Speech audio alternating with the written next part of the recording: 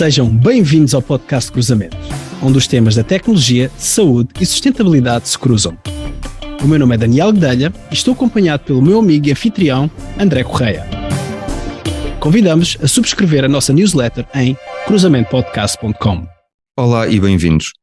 Hoje temos dois convidados, António Lopes e Bruno Amaral, que nos vêm falar sobre inteligência artificial e de um robô bastante simpático chamado Gregory e que se foca em esclerose múltipla. Mas já lá vamos.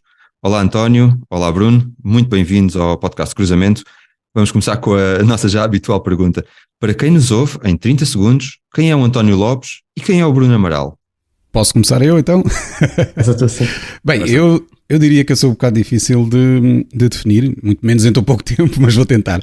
Eu acho que esta dificuldade vem também do facto de eu nunca saber muito bem o que é que eu quero. Isso nota-se um pouco no meu percurso, não é? Eu estudei informática, estudei gestão na licenciatura, lá pelo meio que também comecei a dar os primeiros passos em inteligência artificial, mas eu nessa altura ainda era tudo assim um bocado abstrato para mim. Depois eu, como andava um bocado fascinado pelas telecomunicações e o 3G, acabei por fazer um mestrado em engenharia de telecomunicações.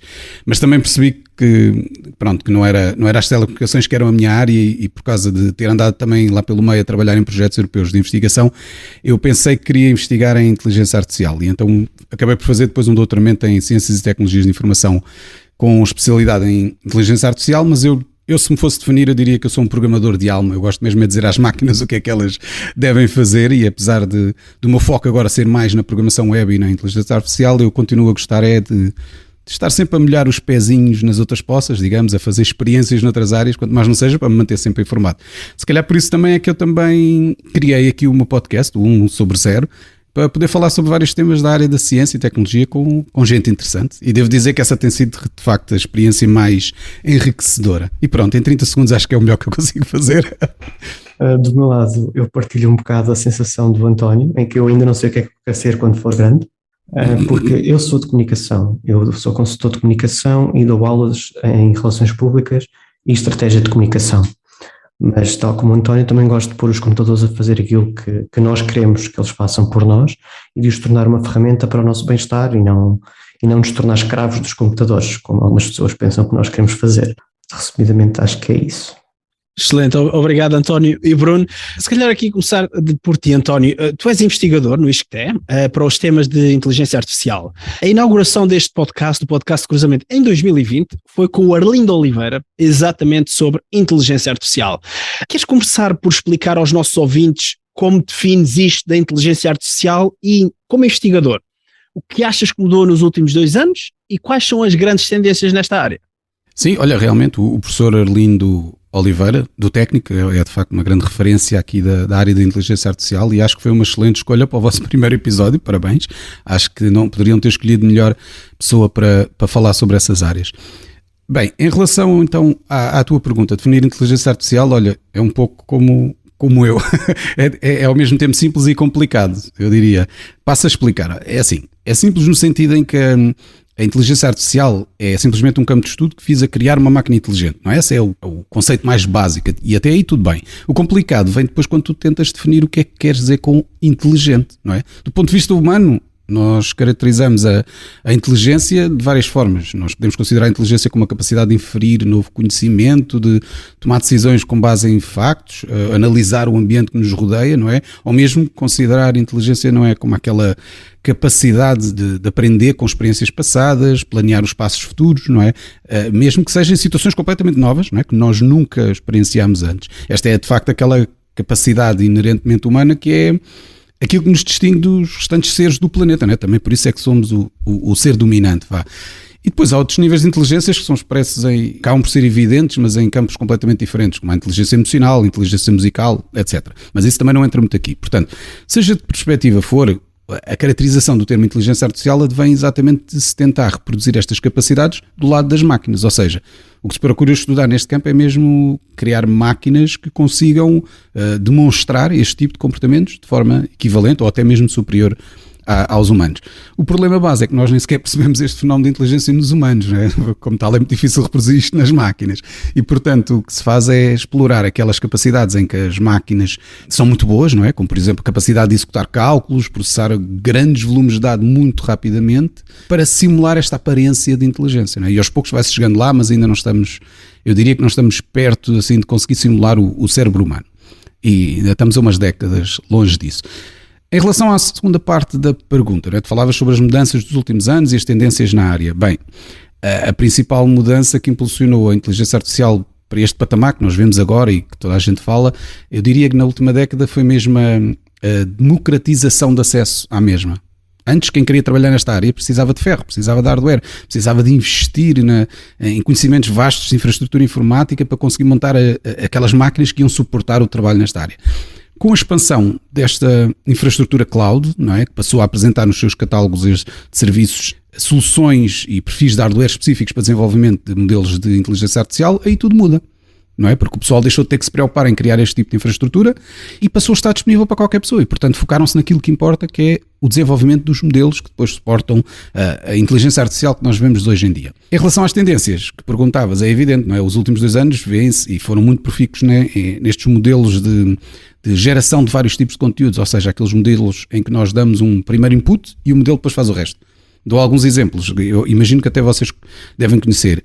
O GPT-3, que é capaz de perceber aquela estrutura de um input de texto dado por um humano e que com base nisso produz uma dose de texto extra e que está gramaticalmente correta e até ele mantém o contexto coerente. António, já para o nosso público o que é isso? O que é o GPT-3? Sim. Explico. Sim, o GPT-3 é, portanto, um modelo de geração de linguagem que faz exatamente aquilo que eu estava a explicar, que é, com base num input de texto dado pela pessoa, ele consegue criar mais texto à frente. E consegue manter isso, não só gramaticalmente coerente, como eu estava a dizer, como mantém também coerente o contexto. Não é? Aliás, eu fiz um episódio do podcast, desculpem lá estar aqui a meter o meu podcast pelo meio, mas eu fiz um episódio em que usei exatamente o GPT-3 para ter uma conversa com uma inteligência artificial. E se vocês forem ouvir o episódio, aquela conversa pode assim às vezes parecer que eu estou a falar com uma pessoa um bocado distraída, mas é coerente, pelo menos o discurso é coerente, ok? Dou-vos outro exemplo, o DALL-E é algo semelhante, também um modelo de geração de conteúdo que é capaz de perceber esta estrutura de um input de texto dado por um humano e que depois cria uma imagem com base nessa situação. Em vez de criar texto, cria uma imagem. Não é? E vocês estão a assistir constância e aquilo é verdadeiramente poderoso. É mesmo incrível. Portanto, este tipo de abordagem está de facto a tornar a inteligência artificial uma verdadeira commodity. Estava aqui com dificuldade em encontrar a palavra certa. Eu diria que a inteligência artificial passa a ser considerada como uma ferramenta extremamente útil nesta expansão da inteligência e criatividade humana. E eu diria que ainda estamos no início, né, deste tipo de modelos, mas já dá para ver que o potencial que se tem testemunhado é verdadeiramente impressionante. E eu posso atestar que a tua conversa com o GPT-3 foi realmente interessante, vale a pena ouvi-la. Outra cara que a inteligência artificial tem é o Gregory. E Bruno, aqui o Gregory nasceu para fazer pesquisas especificamente sobre esclerose múltipla.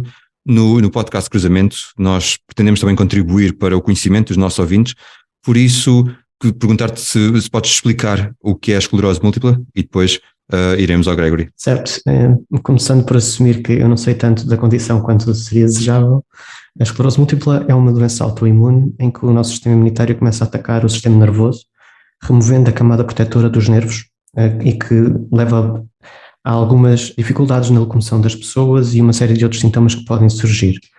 Cada pessoa acaba por desenvolver sintomas diferentes porque depende de onde foi o ataque do sistema imunitário ao sistema nervoso e de quais são as lesões que surgiram na pessoa como resultado desse desregulamento do sistema imunitário.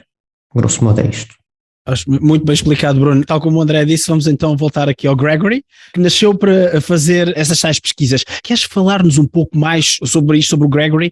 Lá está, como nasceu, qual o seu propósito e qual o impacto que tem tido nos seus utilizadores? O Gregory surgiu mais por uma necessidade minha do que outra coisa qualquer.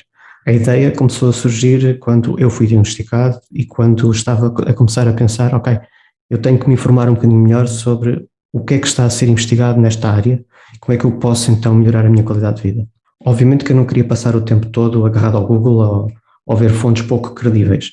Então a solução foi começar a estruturar um sistema que fosse fazendo essas pesquisas por mim e que fosse organizando isso tudo numa base de dados. E depois tive a sorte de que o António, vendo o sistema a crescer, se lembrou, então, mas espera aí, se colocarmos aqui um algoritmo de machine learning, se calhar tu escusas de ler tudo e nós começamos a poder enviar automaticamente notificações sobre o que é relevante, tendo em conta aquilo que o sistema já aprendeu contigo. E foi assim que isto foi começando, já lá vão quase 2 anos, vai fazer 2 anos em fevereiro. O impacto que tem tido nas pessoas é que eu fui fazendo o sistema crescer aos pouquinhos, e temos algumas pessoas que vão ao site para fazer a pesquisa por ensaios clínicos e para receber a informação dos ensaios clínicos automaticamente no e-mail, e temos também alguns médicos e investigadores de neurologia que estão a usar o Gregory para receber todas as terças-feiras um e-mail com aquilo que o sistema encontrou de mais relevante. E o Gregory já não é só para esclerose múltipla, porque uma das coisas que fomos fazendo é tornando o sistema um bocadinho mais abstrato para que ele pudesse ser utilizado para qualquer tipo de condição. Desde que as fontes de informação sejam fiáveis e que a pesquisa por palavra-chave seja a correta, o Gregory consegue investigar fibromialgia, consegue investigar, por exemplo, endometriose, toda uma série de outras condições. E pegando aqui no exemplo do Gregory, mas expandindo também para outras áreas, António, como pode ser usada a inteligência artificial no tratamento de dados, neste contexto que o Bruno também estava a falar, para dar a investigadores e profissionais de saúde acesso à mais recente informação e assim também possibilitar um melhor cuidado na prevenção e diagnóstico? Pois, era como eu dizia ao início, eu sou muito adepto desta ideia, não é, de usar as máquinas e a inteligência artificial em particular como forma de aumentar exponencialmente a produtividade humana. Eu acho que é aí que há o maior potencial, e eu não gosto muito desta perspectiva de se usar a inteligência artificial para substituir a inteligência humana. Portanto, nesta perspectiva de extensão das nossas capacidades, eu acho que é aí que nós devemos operar. Devemos delegar nas máquinas aqui em que elas são muito boas, nomeadamente, como eu dizia ao início, a capacidade de processar grandes volumes de dados. E o Gregory é exatamente este exemplo, não é? Do tipo de delegação em que nós pusemos a parte chata de analisar milhares de artigos do lado da máquina. E do lado humano recolhem-se os louros, não é? De ter-se de processar só aquela informação que é relevante. Ou seja, é aquela velha expressão de separar o trigo do joio, não é? Pomos a máquina a fazer a triagem de toda a informação e ajuda-nos a processar apenas o que é realmente importante para o humano. Lá está, aumentamos assim a produtividade do humano. E isto já se tem vindo a testemunhar em diversas áreas da saúde, não é? Seja na análise de imagens e fotografias para diagnóstico de doenças como o cancro de pele, seja na análise de sinais vitais contínuos para detecção de eventos como problemas cardíacos ou metabólicos, seja na análise de fenómenos como o dobramento de proteínas. Eu não sei se é assim que se traduz aquilo, o protein folding, sabem o que é? Eu não sei explicar isto muito bem, mas pronto, é aquela ideia de que se estuda a estrutura 3D de uma proteína para perceber como é que ela deve corretamente se dobrar, porque é isso que depois ajuda a perceber alguns destes fenómenos biológicos que podem contribuir para prevenir algumas doenças, imagino eu. E portanto, neste contexto, eu acho que de facto a inteligência artificial tem este potencial enorme como ferramenta de aumento da produtividade dos humanos, porque ajudam-nos a estudar e a diagnosticar doenças com base nisto, não é? E tiram-nos muito daquele trabalho rotineiro e chato que tem que ser feito que pode ser feito por máquinas, para evitarmos que ter que gastar o tempo dos humanos nisso, quando os humanos podem trabalhar exatamente na outra faceta que é muito mais interessante, não é? Sem dúvida, António. De facto, no último episódio do podcast Cruzamento falámos com o João Magalhães, cofundador da Noccare, e foi referido nesse episódio que a inteligência, que é curioso na linha que estavas a dizer, a inteligência artificial não ameaça os profissionais de saúde, mas são os profissionais de saúde que não sabem sobre estas tecnologias que vão ser substituídos pelos que sabem. E para ti, se calhar, Bruno, concordas? Esta ideia faz sentido para ti também? O que eu sinto é que realmente as pessoas estão com um bocado de receio dos robôs por culpa dos filmes, não é? Então isso acaba por se traduzir em pessoas acharem que vão perder o trabalho porque agora a inteligência artificial vai fazer tudo por elas. Não é verdade, porque é tal e qual como o António estava a dizer. O Gregory pode fazer o trabalho chato de passar a pente fino 1500 artigos, que é o que ele tem mais ou menos neste momento na base de dados. E escusam de os profissionais de saúde ter que andar a varrer todos os dias o que é que foi publicado recentemente para saber se há alguma coisa que é relevante ou não. Da mesma forma, isto foi uma ideia que o António partilhou aqui há uns tempos, o volume de informação que nós produzimos hoje em dia é de tal maneira gigante que um profissional de saúde ou um profissional de qualquer outra área nunca vai ter a totalidade do conhecimento, nunca vai ter sequer a possibilidade de responder diretamente a uma pergunta sem fazer 2 ou 3 dias de investigação sobre aquele tema muito específico.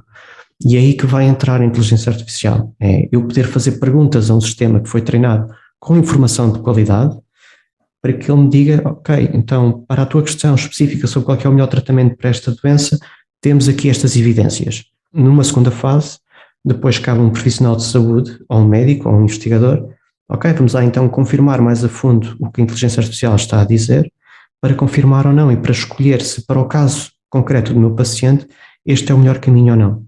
Ou seja, nunca se trata de substituir um pelo outro, é dar mais ferramentas às pessoas.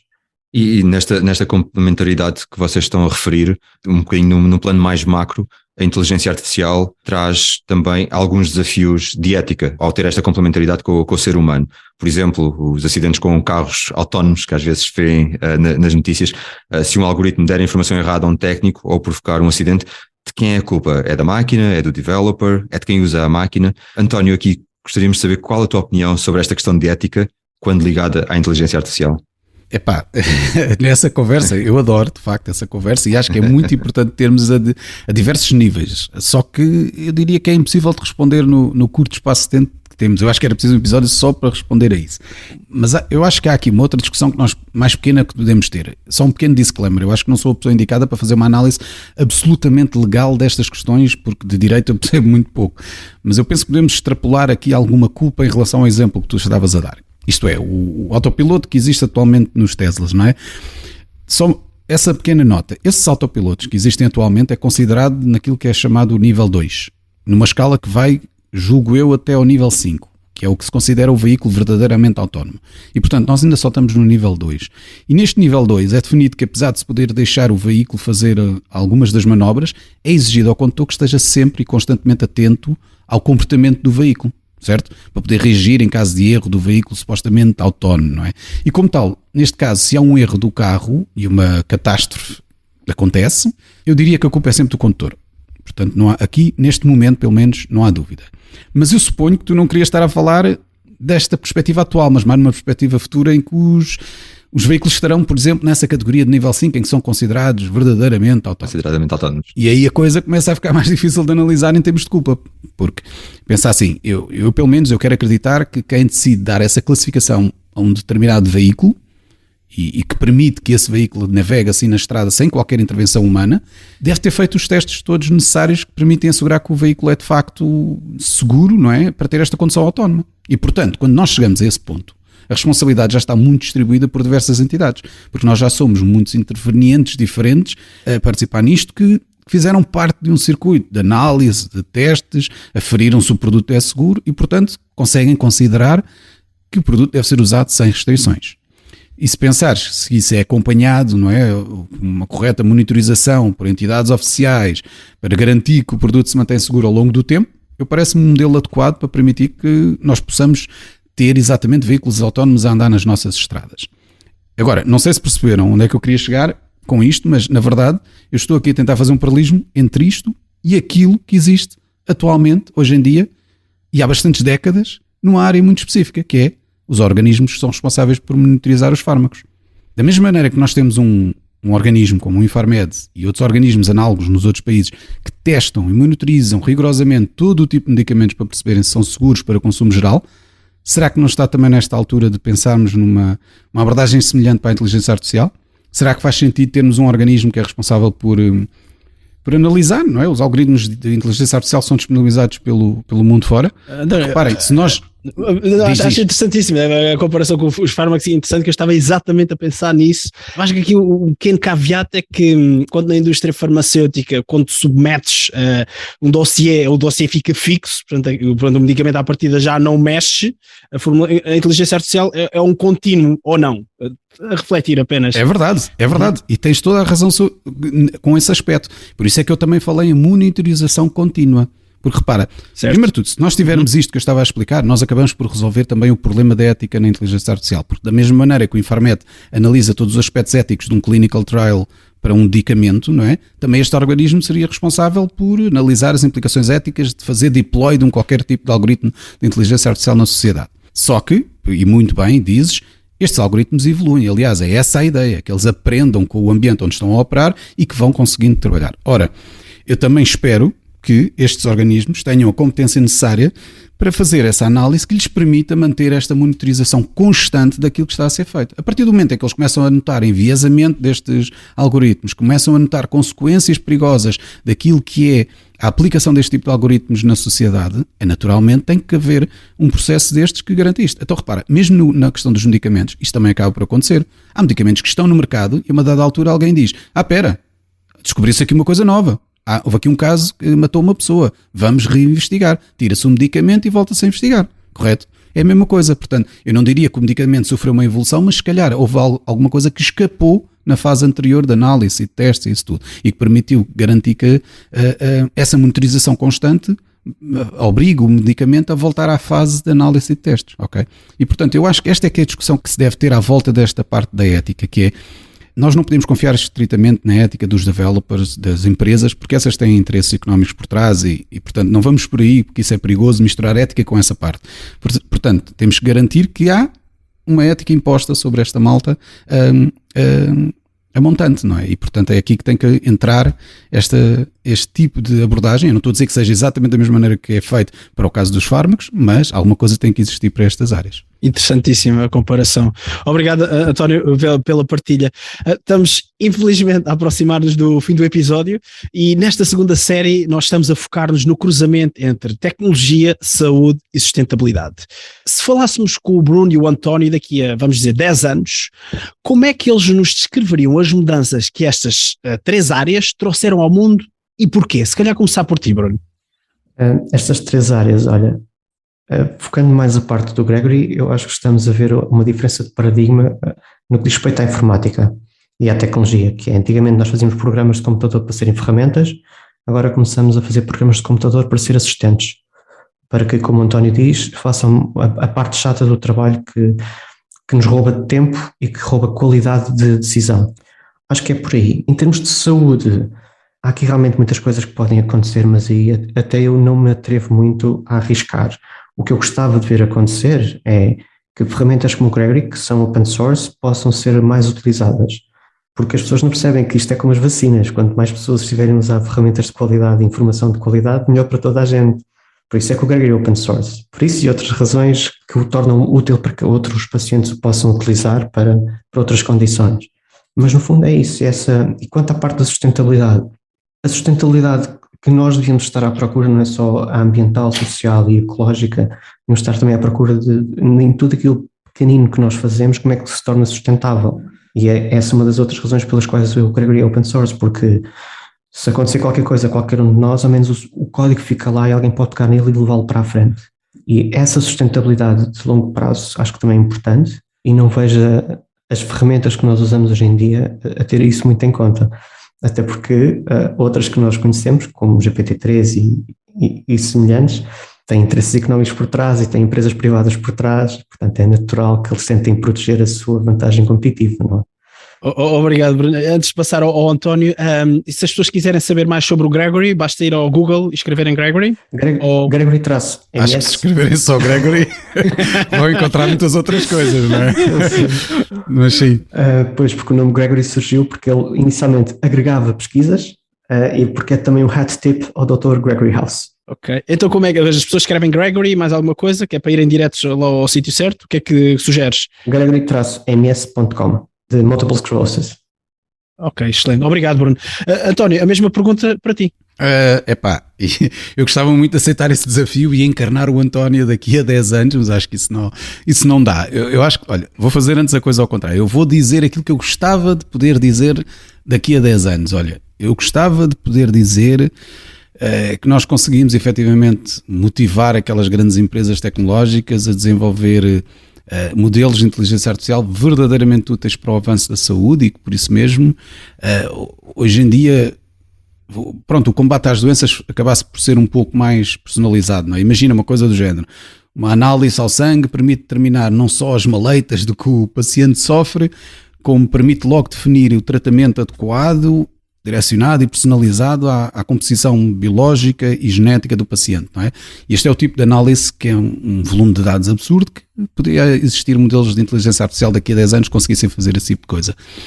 Gostava também de poder dizer que esses mesmos avanços na inteligência artificial permitissem ir mais além e trabalhar logo até na prevenção das próprias doenças, não é? Imagina, determinando com mais exatidão e de forma personalizada as consequências que determinadas ações que nós temos no dia-a-dia, como a nossa alimentação, por exemplo, têm nesta prevenção de doenças. E gostava também de dizer, olha, imagina que se conseguiu usar a inteligência artificial para acelerar o progresso tecnológico e social, assim uma grande bandeira, não é? A ideia de de perceber que a gente pode utilizar a inteligência artificial para o bem, não é? E sempre sem descurar o desenvolvimento sustentável, não é? Para criar um mundo melhor para aquelas gerações que vêm depois de nós, seja ao nível das alterações climáticas, seja da agricultura, dos transportes, da saúde, da justiça, da inclusividade, da liberdade, da igualdade. Epá, se eu conseguisse dizer isso daqui a 10 anos, eu ficaria de facto muito feliz. Cá estaremos, António e Bruno, para falarmos daqui a 10 anos, ver se essas mensagens se tornaram realidade. Queria-vos agradecer, muito obrigado pelo vosso tempo, pela vossa disponibilidade. Hoje, no podcast Cruzamento, falámos com António Lopes e Bruno Amaral sobre inteligência artificial, sobre o Gregory, um excelente trabalho que vocês estão a desenvolver, e também sobre uma questão muito importante, que é a questão da ética. Para finalizar, o website do Gregory vai estar também nas notas dos nossos episódios, mas para terminarmos, caso os nossos ouvintes queiram saber mais sobre vocês ou acompanhar a vossa atividade, onde é que vos podem encontrar online? Então, para mim, eu acho que por agora é o Twitter e também brevemente no Mastodon perto de si. e também em brunoamaral.eu. Eu também, procurem-me no Twitter, porque por enquanto o Musk não me expulsar de lá, eu estarei por lá. Eu sou o Tony Virtual. Tony Virtual, fantástico. Para terminar, gostaríamos de recomendar aos nossos ouvintes o podcast 1 sobre 0, da autoria do António, que esteve aqui connosco hoje. Quanto a nós, podem também encontrar-nos no nosso website e redes sociais como LinkedIn, YouTube ou Twitter, se ainda lá estivermos. Convidamos-vos também a subscrever a nossa newsletter. Despeço-me e até à próxima conversa. Até breve.